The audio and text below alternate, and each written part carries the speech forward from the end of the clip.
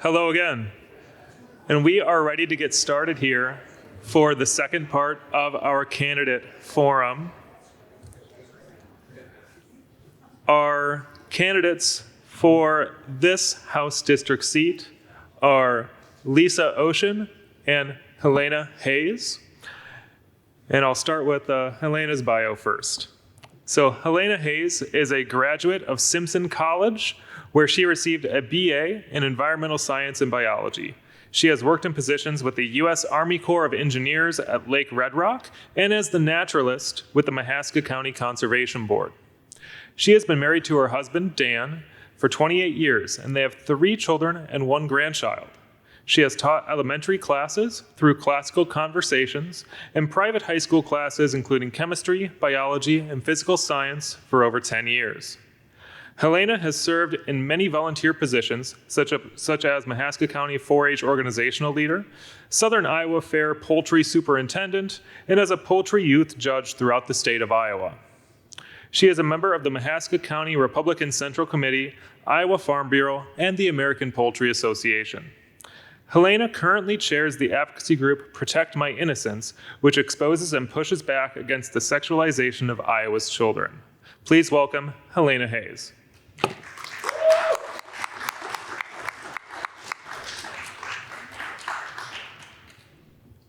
Dr. Lisa Payne Ossian is Emerita Professor of History at Des Moines Area Community College after teaching almost 30 years at Iowa's community colleges and traveling across Europe. She grew up in an Iowa state park and currently serves on the Oskaloosa City Council and is involved with community service in the Rotary and Lions clubs.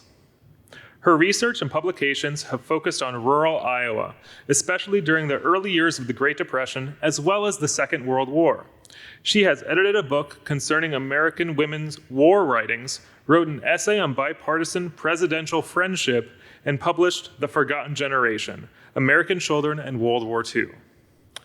Ossian received research grants from Stanford University, the Truman Presidential Library, the FDR Library, and the Hoover Presidential Foundation, and is currently completing her next manuscript titled The Grimmest Specter, Herbert Hoover's Global Famine Mission and the Founding of UNICEF. Please welcome Lisa Ossian.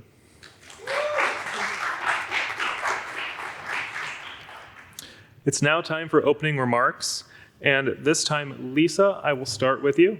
Oh, okay. I asked for the podium, but he wouldn't give it to me, so. I learned to vote in public school. I was a kindergartner in 1968, and our teachers had organized a mock voting booth.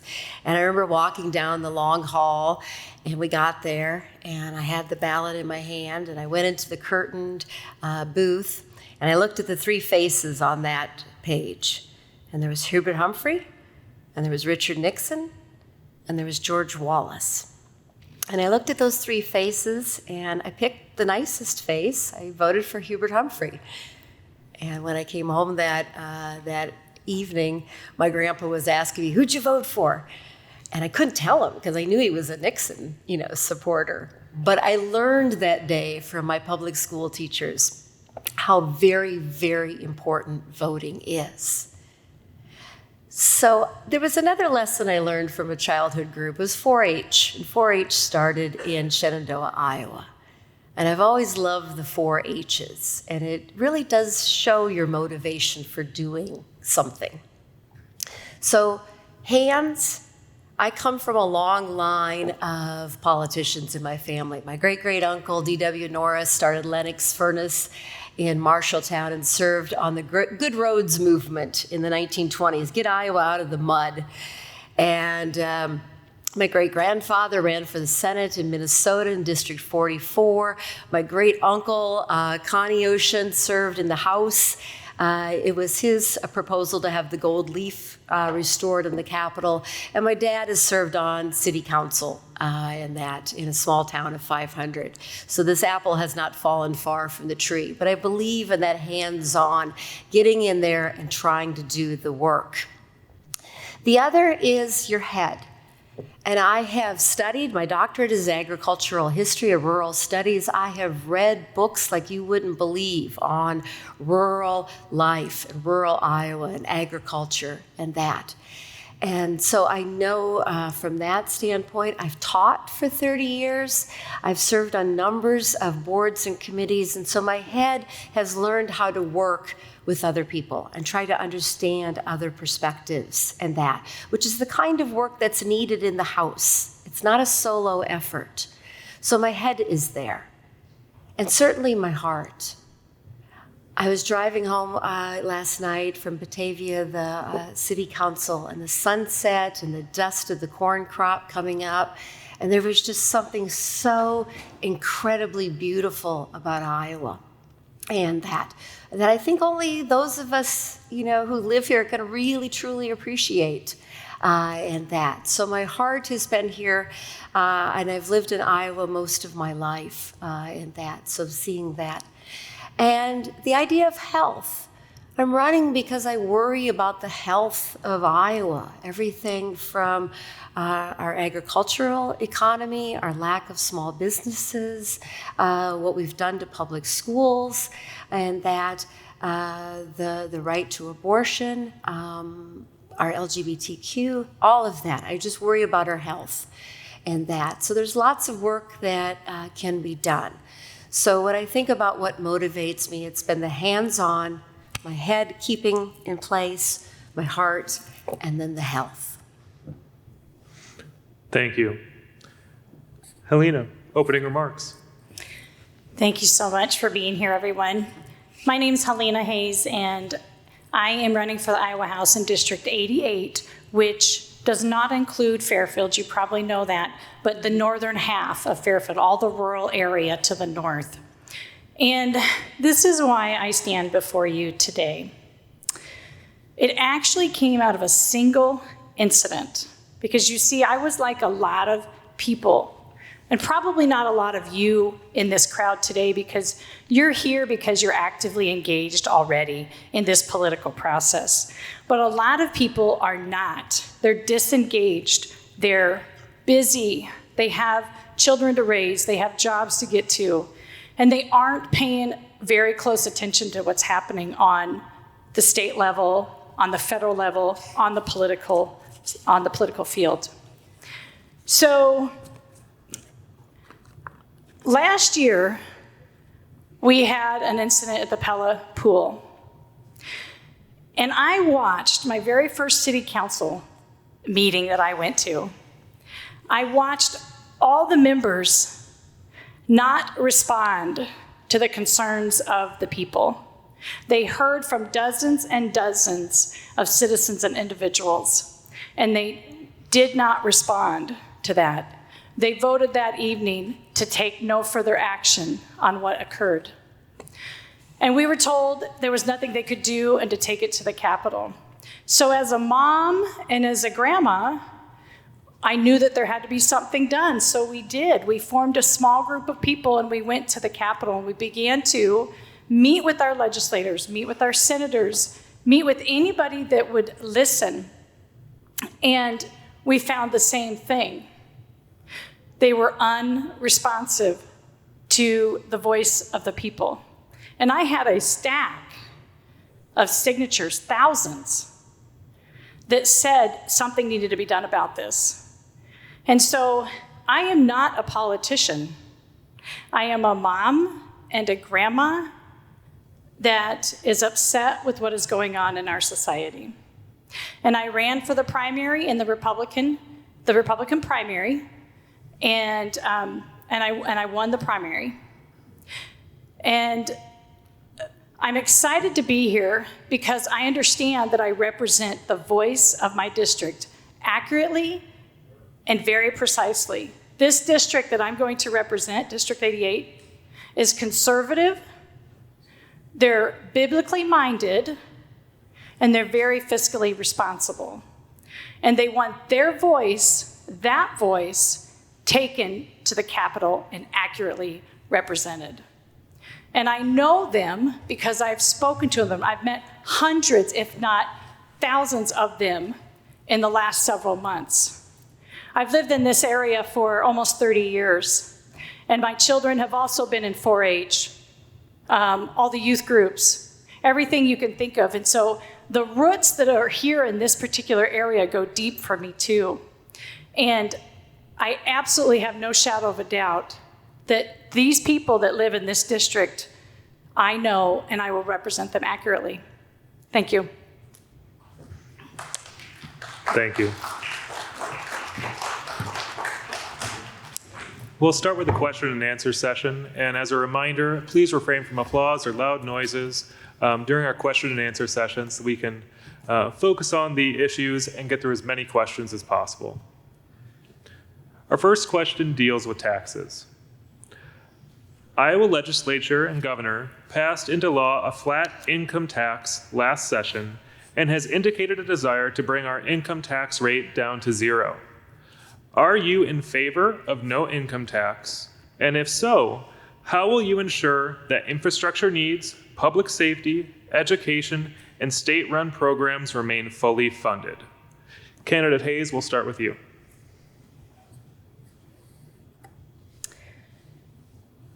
When we talk about the economy, and here we are, we're at the Chamber of Commerce, a very, very important aspect of our society.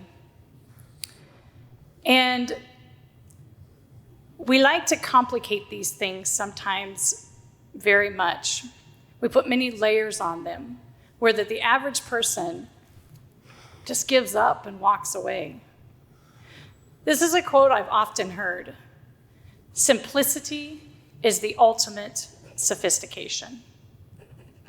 When it comes to our economy and funding things, the more money you can keep, you guys can keep in your own pocket, the money that you earn yourself, that you get to keep instead of having to get back to the state and the government, is money that you spend, which therefore also influences more growth.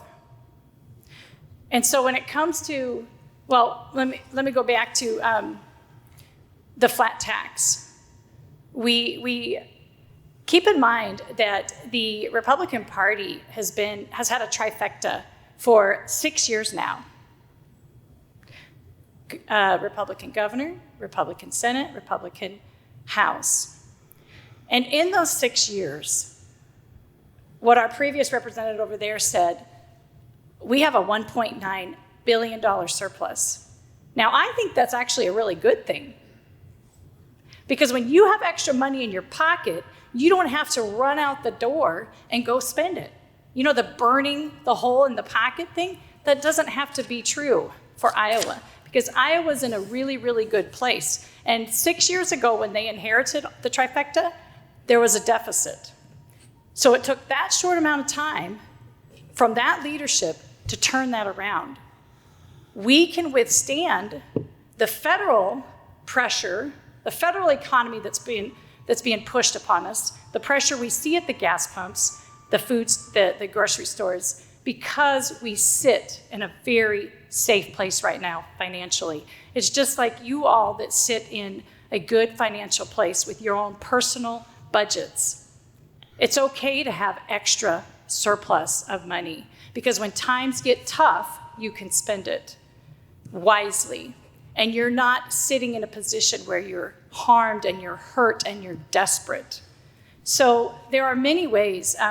We're always working to reduce the tax burden because it affects you. It affects your pocketbook, and it makes things easier on the taxpayer. So there's many, many ways, and I'm thankful that we have wonderful organizations out there like Iowans for Tax Relief. They've been working for years to come up with those kinds of solutions. And they know a lot more than me. I'll gladly admit that, and I'm thankful for that. Because in the end, families don't want to be taxed to death. They want to keep more of their money, which will then in turn go back into the economy. So, thank you. Thank you. Candidate Ossian, the same question. Iowa legislature and governor passed into law a flat income tax last session and has indicated a desire to bring our income tax rate to zero. Are you in favor of no income tax? And if so, how will you ensure that infrastructure needs, public safety, education, and state-run programs remain fully funded? Thank you. When I used to teach the American Revolution to my students, and we would talk about taxes and that, I said it never was the amount of taxes that you were paying, but it was how you felt about those taxes that mattered. And it was the same in the Revolution, it's the same now. So the current administration, the legislature, they've been playing a shell game with our taxes because they know we feel very vehement about state taxes. We pay attention to that. Every paycheck we have, we see that amount that's taken out. So we feel that.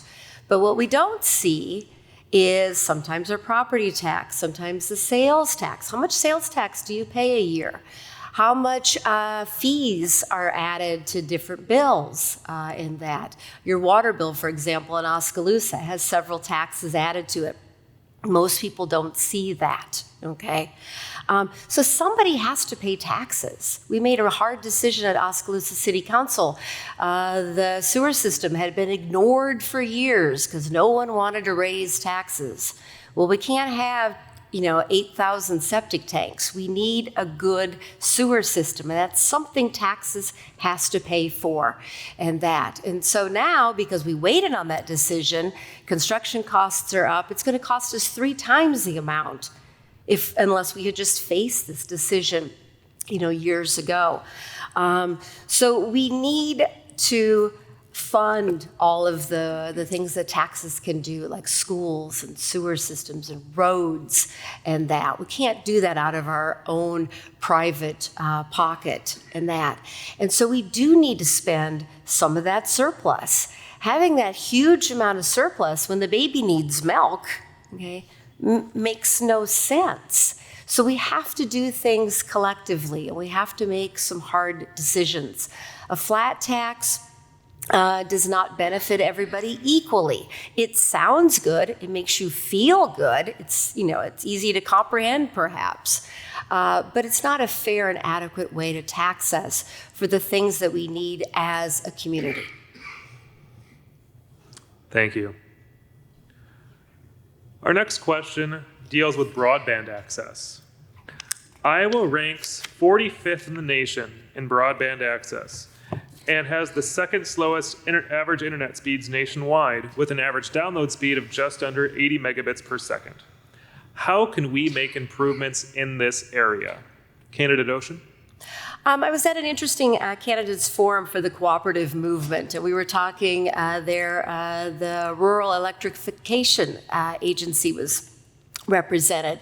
And we need to do something like we did back in the 40s and the 50s, where we needed to bring electricity to all of the rural areas of Iowa. And so bringing that idea of broadband, which had once seemed like a luxury, is now very much a necessity. And so we need to work cooperatively on that. And at that meeting, I learned in some ways Iowa's had an advantage because we have a lot of small companies that can do this broadband very effectively. The small town that my dad lives in, Stanton's about 500. And so their cooperative was able to bring broadband. And I know somebody who bought one of our family homes there was very interested in doing a small business, and that she sells jewelry. And she was so excited because she could do that from rural Iowa because she had very high quality Wi-Fi, if you will. So we need to stop looking at that as a luxury and seeing it much more as a necessity for all sorts of aspects of our lives. Thank you. Candidate Hayes, the question is, Iowa ranks 45th in the nation in broadband access with the second lowest average internet speeds nationwide, with an average download speed of nearly 80 megabits per second. How can we make improvements to this area? Well, I think that's already being done quite well. We're both from Oskaloosa area, and MCG is putting fiber optics all over. They've been to Grinnell, they've been to Sigourney. They're working really, really hard to grow that and spread that service to many people.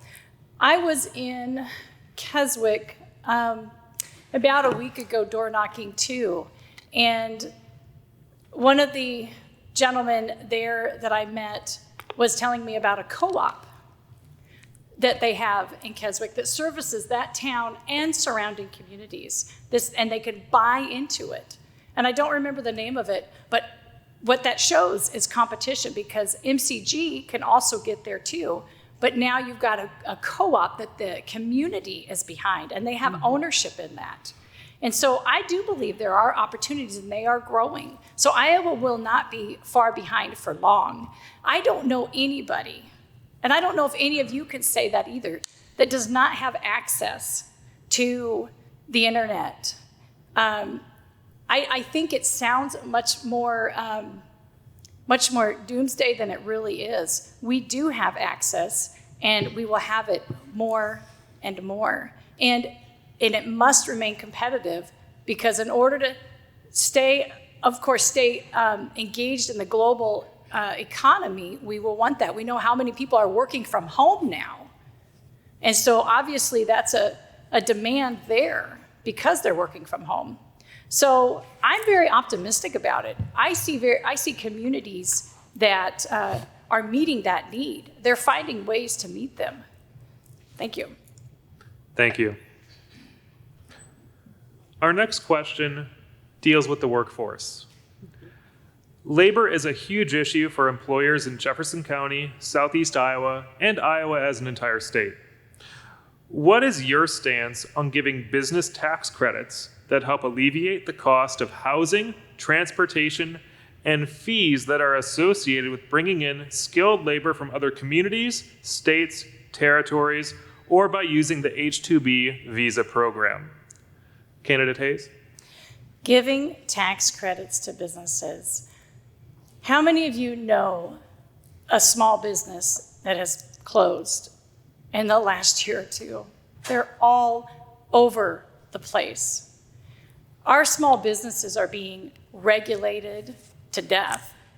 They're being taxed heavily. They're being controlled in a lot of ways. We certainly need a lot of freedom and a lot of flexibility there in our small businesses, because that is where it's going to be. That's where vitality and growth and investment occur. Yes, we want to bring the large corporations in here too, but those small businesses, we see evidence of that. They will grow themselves. We have Musco. Pella has Vermeer and Pellacorp. And we have Clow, and we have all these businesses that started small.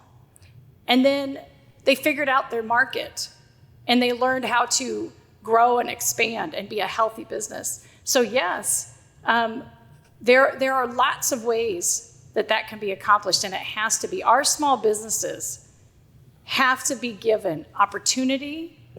They have to be given some relaxation in the demands that are put on them. So it's a really, really key issue. And again, I'm thankful that many people have been studying this a lot longer than me, because I've never owned a small business yet. I don't understand it's a 24/7 thing, just like farming is. You're never off the clock. And everything depends on the energy and the time and the knowledge that you pour into it over and over and over. So small businesses are the backbone to these communities. Thank you. Candidate Ossian, the question again is that labor is a huge issue for employers in Jefferson County, Southeast Iowa, and Iowa as a whole. What is your stance on giving businesses tax credits that help alleviate the cost of housing, transportation, and fees that are associated with bringing in skilled labor from other communities, states, territories, or by using the H-2B visa program? Okay, complex question. So one thing that was left out, though, is childcare. We were talking about that at Rotary today. If you don't have quality childcare, as the woman next to me said, everything goes in that. You can't be in the labor force. And this is something I've brought up in the city council, in that is maybe helping to subsidize some childcare programs. We have a new childcare center in town, but the wages that they're paying the childcare workers don't keep them there. We have 30 families on the waiting list for that. So childcare is certainly one aspect that we need to be assisting families on. Sometimes the childcare bill can be more than rent and mortgage. And if you're not paying that bill, you're not aware of it in that. So families are having to make choices about that. Small businesses, we need a lot more women-owned small businesses and encouraging that. I know I was talking at the co-op meeting about 6-7 weeks ago in Ottumwa, but that idea of giving these kind of smaller revolving loans to get some creative ideas in small businesses rather than having to go to a bank and have equity and all sorts of other very scary prospects as well. We certainly need to look getting businesses going on all the vacant buildings that we have. We did a study in Oskaloosa. We've got over 200 and some vacant buildings, businesses and homes in the town. And that's Oskaloosa. I mean, let alone all the small towns in this area. So we need to get some ideas too on getting, housing credits or, helping with down payments on mortgages, things that'll attract people here. And we certainly do need more labor force in the state. And investing in our community colleges is often the single best thing we can do economically.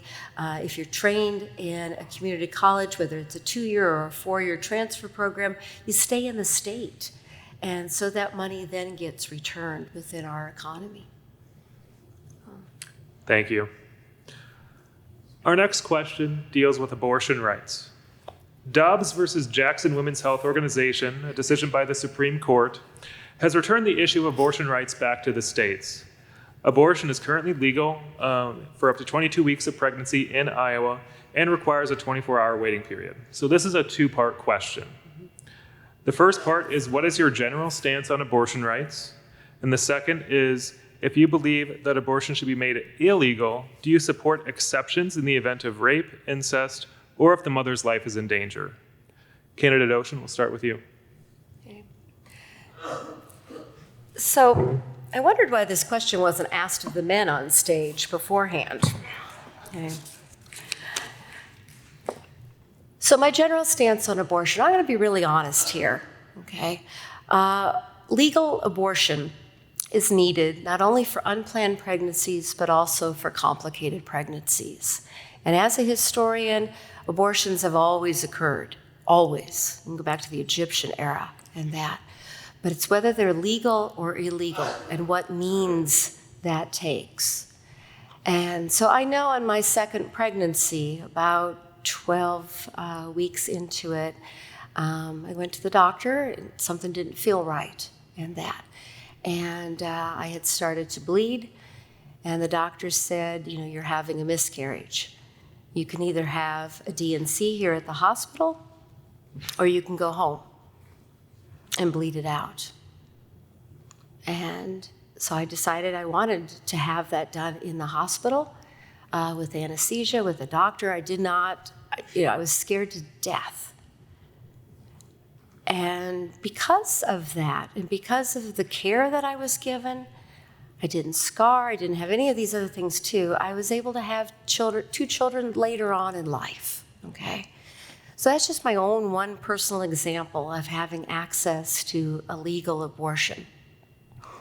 And when you think of all of the different life stories that girls and women have, we have to have. And so this has been really, really scary for so many people with Roe versus Wade being overturned. I was talking to my neighbor who was, 10 years older than me, and she's like, I'm just so upset, I'm shaking. I remember driving a friend to get an illegal abortion and that. So my stance is that we need to have the law like we've had it in place. with Roe versus Wade, if you say that, that it's life and it starts at conception, and then that where do you start making exceptions to that? Louisiana has that type of law. They have 25 plus exceptions. And so what does that mean? We're getting into really, really scary territory. As a priest said of Poland has outlawed abortions for 23 years. It hasn't stopped any of the abortions. It's just how women and girls are getting those abortions. So I think we need to bring some reality back to this issue, and instead of talking on all these sort of idealistic, terms, to really say what this means to girls and women in our communities, in our states, and in this country. Thank you. Candidate Hayes, the question again is that Dobbs versus Jackson Women's Health Organization has returned the issue of abortion rights back to the state. Abortion is legal up to the 22nd week of pregnancy in Iowa and requires a 24-hour waiting period. The two parts to the question are, what is your general stance on abortion rights? And if you believe that abortion should be made illegal, do you support exceptions in the event of rape, incest, or if the mother's life is in danger? Okay, now we're going to talk about some real issues. I would much rather talk about the moral issues than the taxes and the economy. Those are all important, my friends. They matter because we have to provide for our families. But let me read you something here. This is going to sound familiar to you. We hold these truths to be self-evident, that all men are created equal, that they are endowed by their Creator with certain unalienable rights, that among these are life, liberty, and the pursuit of happiness. That to secure these rights, governments are instituted among men, deriving their just powers from the consent of the governed. You are the governed in this case. Your rights don't come from me. They come from the living God. And one of the rights that myself, as your as governments instituted among men, deriving their just powers, the power that I would have as your representative doesn't come from the governor, it doesn't come from me, it comes from the Lord. And it is given as consent from you. This is a really, really clear issue, my friends. Life begins at conception, and it should always be protected. If we can't agree that life is important and that all life should be fought for, then I don't know where to begin. I know too many women. I personally know too many women that have had 2 or 3 abortions, and they regret it. They are haunted for the rest of their life until they are able to heal from that and come to terms with that. It is not an answer to bad timing or the very minor reasons that we give for that. Now, if it's involving a medical reason, of course that's a decision between a doctor and a woman. That's their decision. But I stand before you, and I want you to know that I will always stand for life. I will always fight for your life, and I will fight for the life of the unborn that is in you women. And I can promise you that our world and our county, our state, will be better because of that.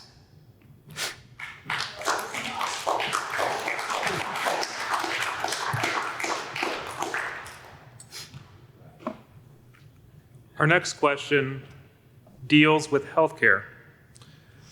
We have seen rural hospitals close throughout the state and close to home in southeast Iowa. We have also seen the loss of services in our own hospitals. How does the lack of healthcare access affect population health and patient well-being in a rural community? And what can be done to improve healthcare access in rural areas for your constituents? Candidate Hayes. Lack of health care, and how do you improve the access?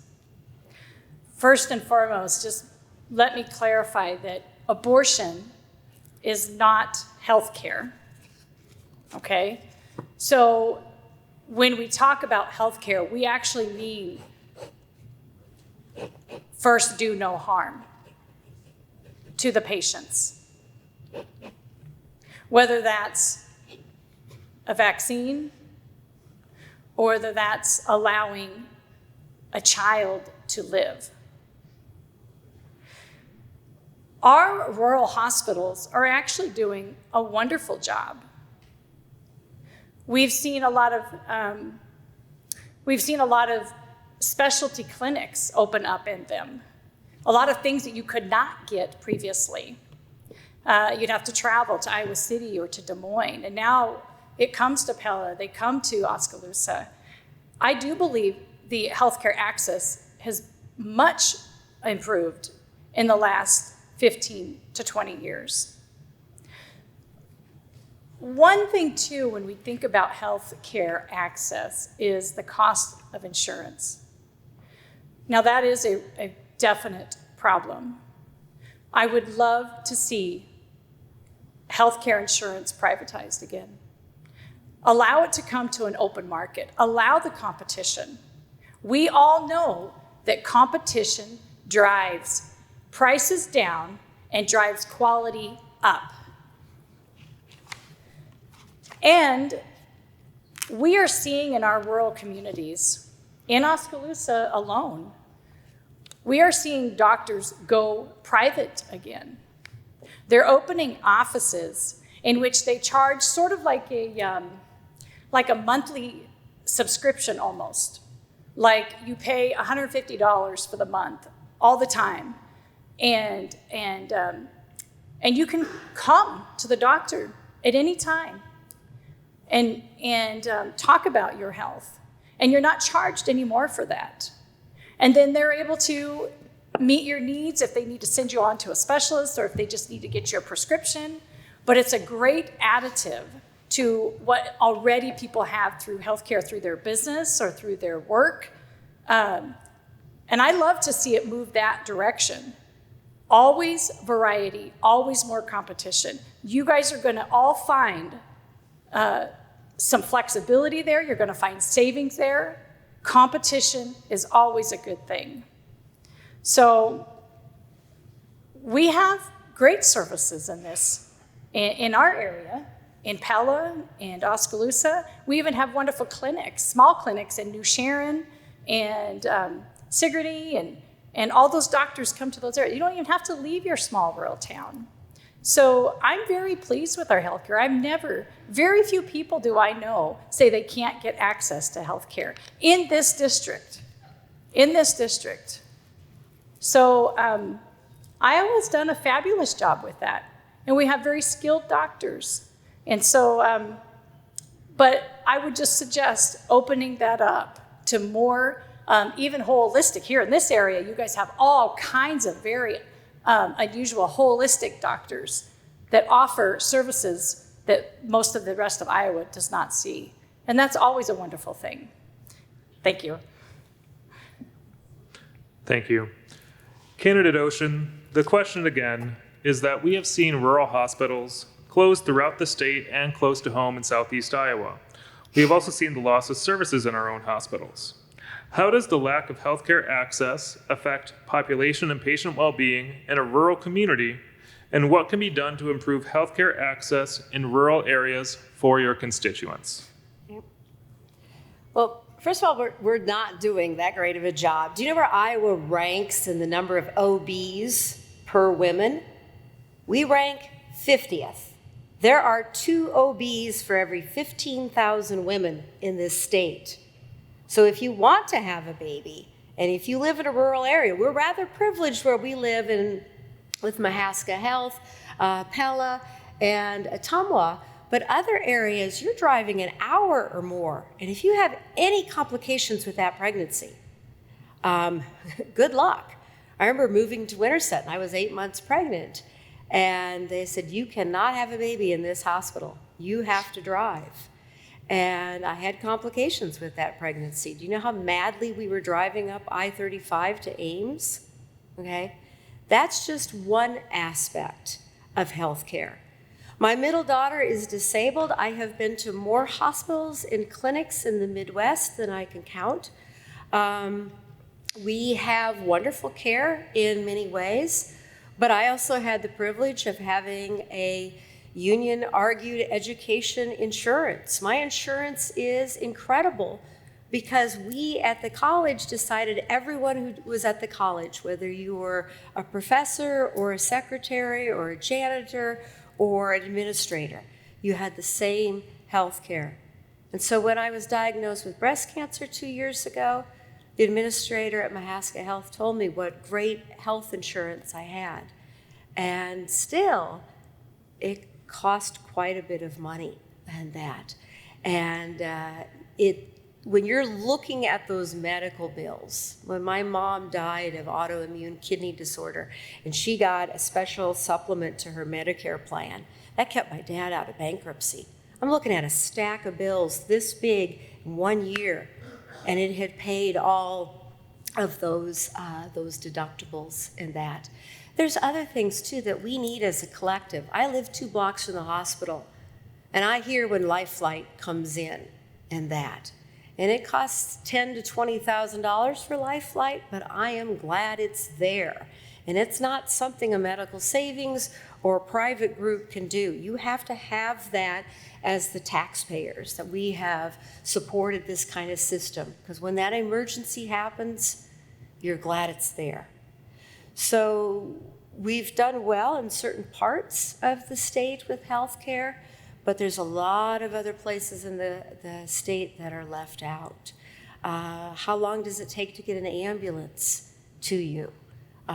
Things like that. Those are issues in rural Iowa especially. Thank you. And then for our final question before we move into closing comments, concerns conservation. So what are your thoughts on the proposed carbon pipelines and the use of eminent domain to force crop and livestock farmers to forfeit their land for construction? Candidate Ossian. Okay, thank you. Well, I grew up at a state park in Iowa. It was Big Creek State Park. It was part of flooding project, and that used eminent domain in the 1970s and that. And my dad faced a lot of harsh community criticism because of that. But it was very much a public good and was defined as such, though there was a lot of argument about it. The pipeline issue, though, has not met that test. It's a way of capping carbon from ethanol plants and putting it into one of 3 private pipeline projects going through the state. It'll cut through Mahaska County, part of Keokuk, and then into Jefferson as well. So it's very much a concern in this area and that. There are a lot of issues with this pipeline. One, that it's private. How can we define that for public good? And will it involve eminent domain and that? The consequences, does it do to the soil and farmers that may have that pipeline cross their land? Are there some long-term consequences? So what's the return on investment for farmers? They're very worried about that. There's a lot of safety issues as well. This is carbon dioxide, which can act as a poison if those pipelines should burst and that. So I spoke before the Iowa Utilities Commission Board on this at public comments. And I said, as a historian, I have never seen an issue, okay, where the Sierra Club, Farm Bureau, and the John Birch Society agree. So when those three groups agree on something, I was telling Utilities Board, we need to slow down, okay, and find out what's driving this. And it seems to be a lot of vested interest by the current administration in that. And so there's just lots and lots of questions that people have about this and what it might mean. But those in the current administration are very vested in seeing these pipeline go through the state and seeing these being constructed very, very quickly in that. And so I know my opponent opposes these as well, but I think she's being a little naive in that she's going to be able to oppose the current governor on this. So a lot of issues on these pipelines and that I think all of us should have a lot of concern about, and who stands to make money off of it. Thank you. And Candidate Hayes, again, the question is, what are your thoughts on the proposed carbon pipelines and the use of eminent domain to force crop and livestock farmers to forfeit their land for construction? What are my thoughts on that? Eminent domain should never be used for private companies and for private usage.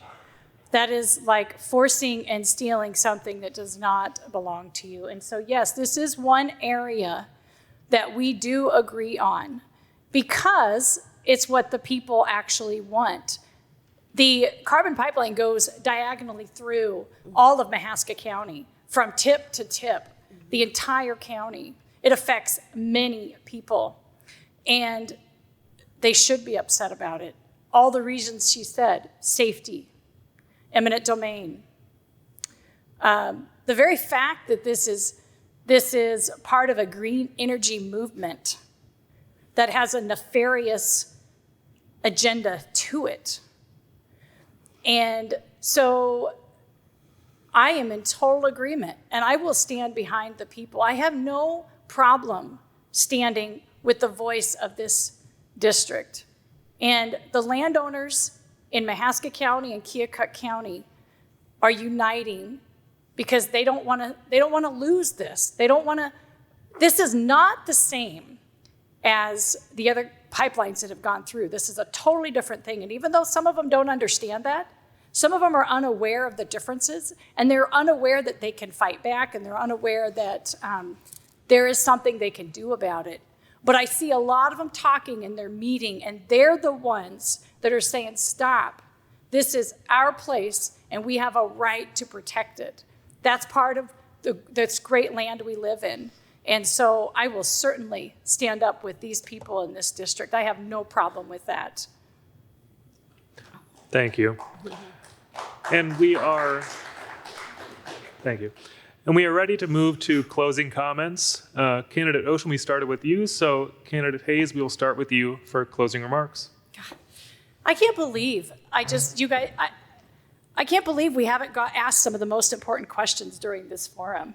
You know, again, economy and taxes and things like that matter, but I have talked to so many people, and what really matters to people are what's happening on a moral level in this country, okay? That's what really matters. I went to a Farm Bureau meeting recently that they invited me to, and I was expecting to get questions about fertilizer. Look what's happening in the Netherlands. Look what's happening in Sri Lanka. You know, let's talk about rising costs of trying to be a farmer. It's impossible to get started these days. How do you solve those problems? But you know what I got asked, you guys? At a Farm Bureau meeting? 2 questions. Where do you stand on school choice? And what do you think about gender identity? And we haven't had a chance to talk about those yet. So when it comes to gender identity, we have a problem, you guys. We have a problem in our country. We have a problem in this county and in this state. Our children are being sexualized by a very nefarious agenda, okay, that is coming down from a lot of different places. Sexualizing children is harmful, and it's wrong, and it's got to stop. And that's my main reason why I am in here, because good economies are built on strong families that are whole, that can work together and be healthy and work for that future. Farmers are invested in their property because their kids matter and their grandkids matter. They have an invested interest in taking care of the land themselves. School choice.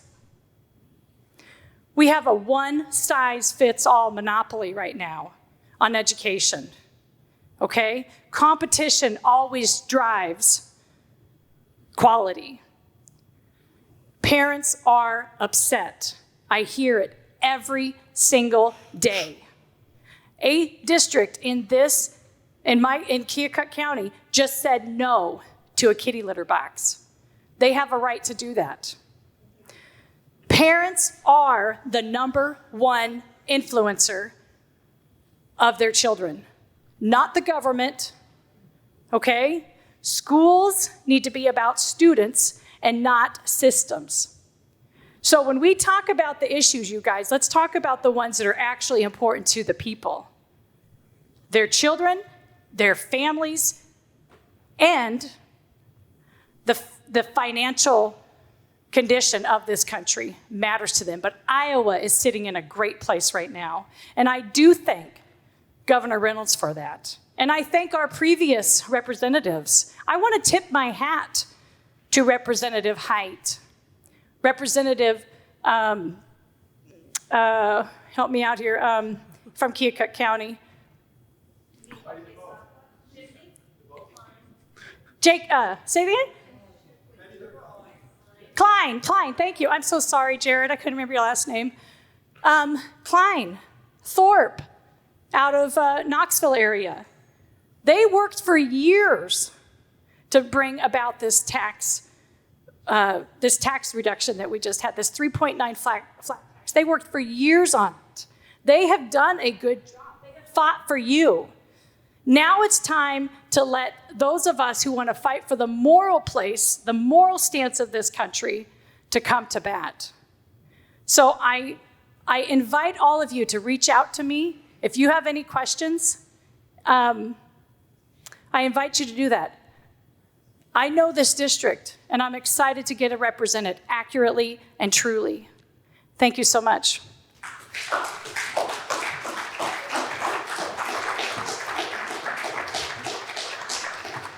Candidate Ossian, your closing remarks.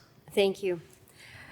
You are electing someone who's going to be in the legislature. This is not someone who's preaching to you or making moral judgments, but these are people who are going to be creating laws that all of us can live by. And so it's important to remember the contrasts here as you go to the voting poll. And in all the words that have been thrown around in this election cycle, I have 22 for the year 2022. And these are some of our contrasts. One is public schools. I cannot emphasize how much I believe in public schools. There must be 30 of us in our family who have taught. And keeping that alive and funded, okay? And we've always had parental involvement in public schools. It's called a school board, which is elected. So public schools, small towns, and local businesses. We've got to create ideas, and serving on a city council, we talk about that every other week. What can we do for our small towns to thrive? We have some beautiful towns in this district. I've been to all of the city council meetings that I can possibly go to, and those are the people involved in making our towns and our businesses better. We need reliable health care. We need to know that we have an OB if we're going to have a baby, or that there's life flight, all of those collective ideas. We need community colleges. There's 15 community colleges in this district and those we need to be putting our money into. And like I said at the beginning, I've taught over 30 years at community colleges, so I know that system. We need gun security, responsibility. My dad was in law enforcement in a park. I know what that meant, him going out, alone. But we had, so what does it mean on responsible gun ownership? and that. And that's something we need to be talking about in the rural areas as well. We do need legal abortion. We need safe options for girls and women. And yes, it is part of our health care. We need LGBTQ kindness. There have been lots and lots of changes, wonderful changes since I was a young adult. It's a civil liberties that's just been moving at a breathtaking pace. But there's still too much violence, too much ignorance in our society. And we need to show a little bit of kindness to each other. We do need strong unions, ways that we can organize and talk about safety in the workplace and the bread and butter issues and that as well. And we do need reading freedom. I have spent 30 years teaching history and literature to students. And so the chance to be able to read and to go to public libraries and school libraries, that has been a part of my life. And so if the book is too complicated or too whatever, just close the book, was the philosophy of my family. But you needed access to all sorts of books to be challenged and to grow. And finally, too, we need green spaces, safe agricultural practices, more and more parks. So again, my 22 words: public schools, small towns, local businesses, reliable health care, community colleges, gun security, legal abortion, LGBTQ kindness, strong unions, reading freedom, and green places. Thank you. And a big thank you to both of our candidates. A big thank you to both of our candidates for being here and participating in this forum. Once again. Thank